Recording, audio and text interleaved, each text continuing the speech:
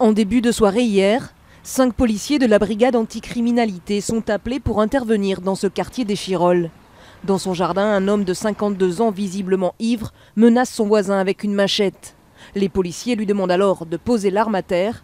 L'homme s'exécute, mais d'après le procureur de Grenoble, le forcené aurait alors sorti un petit pistolet de type pistolet d'alarme.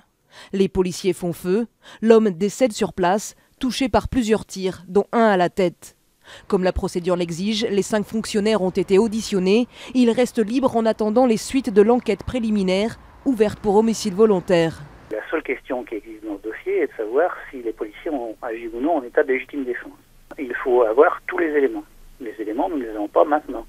Aujourd'hui, nous avons la version des policiers, nous avons les éléments qui ont été recueillis sur place. Il faut aussi maintenant examiner les éléments techniques du dossier. Pour l'avocat des policiers, ces derniers ont bien agi en état de légitime défense. Les policiers qui sont menacés par un individu avec une arme n'ont pas d'autre choix à ce moment-là, sauf à attendre que cette arme soit éventuellement utilisée. Il faut que la défense soit donc nécessaire, il faut qu'elle soit proportionnelle et il faut qu'elle soit simultanée. Et je répète que les 5 policiers ont utilisé leur arme au même moment sans se concerter, ce qui est la preuve qu'ils ont au même moment apprécié de la même manière le danger. Sous le choc, les proches de la victime comptent porter plainte car pour eux il s'agit d'une bavure.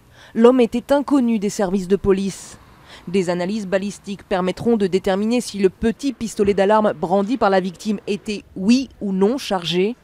L'autopsie du corps, elle, aura lieu lundi.